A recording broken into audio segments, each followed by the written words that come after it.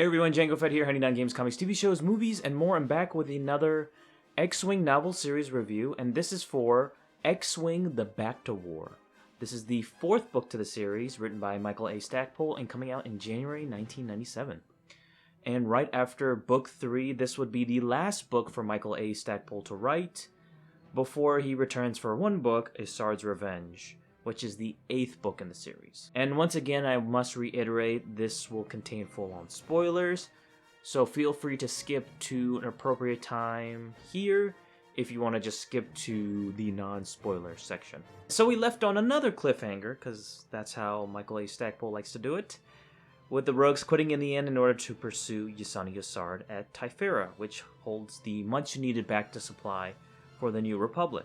Things are a little rough at first, as they're on their own, but the Rogues make a base over Yagdul and call in favors, including Merrix's Terex's father, Booster Terek, to help them. So we get our first introduction to Booster Terek, who is an interesting character of sorts. And let's just say Booster and Cornhorn's father have bad blood with one another, and he doesn't like any Corsac, and of course doesn't like Cornhorn. And Corn must meet him, and of course things are awkward at first because he's in love with his daughter. But they need his help, and he shows himself as a good ally for the Rogues.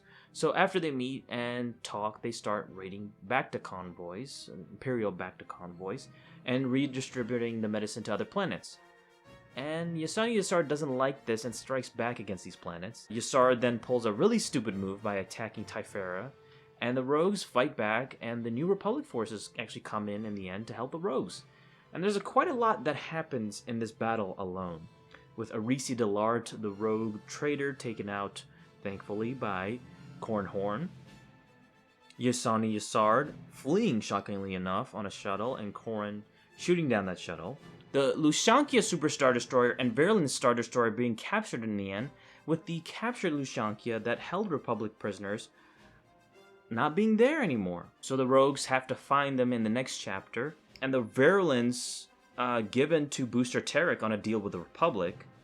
And in the end, the Rogues are greeted welcomingly back to the Republic, and they end up saying it was a bureaucratic mishap in the end on their resignation, so it never happened. Also, Wedge has his own freaking Super Star Destroyer, which is freaking awesome. Booster gets his own Star Destroyer, which would end up being called the Errant Venture, and the only privately owned Star Destroyer in the galaxy.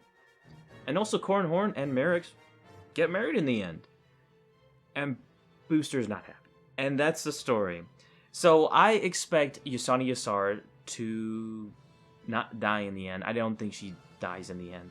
I think she's too much of a trickster and a great recurring villain to die in a shuttle and not in a great epic fight. That's not her at all. So she's coming back for sure. She's not dead by any means. Also, the cover is a little deceiving and inaccurate because there's a lot more Star Destroyers and a bunch of Mon Calamari frigates shown in the background, but that's not the case in the Typhera battle at all. I think the story was good, a little slow in some areas, but it still grabbed my interest throughout in the end, and it's definitely, I feel like it's a samey trend with Michael A. Stackpole's X-Wing series at this point, and especially with certain Imperial characters. This is a common thing throughout Star Wars in general, but not with Isard in particular, but certain leaders within the Imperials that just end up being just arrogant and inept and screwing everything up in the end. I see this every single time, and it just kind of gets annoying. But I will definitely miss not seeing Stackpole not being involved in the next book, but he will be back with one more for sure. So I'm giving book 4 of the X-Wing series, X-Wing the Bacta War, a...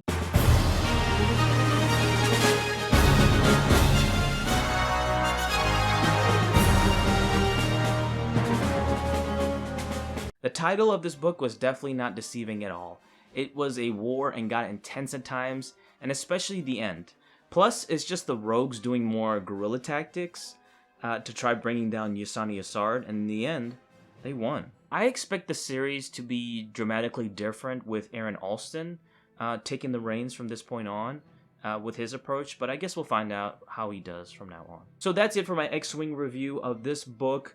I'm going to try to do some more Battletech stuff. I'm going to start doing some miniature stuff.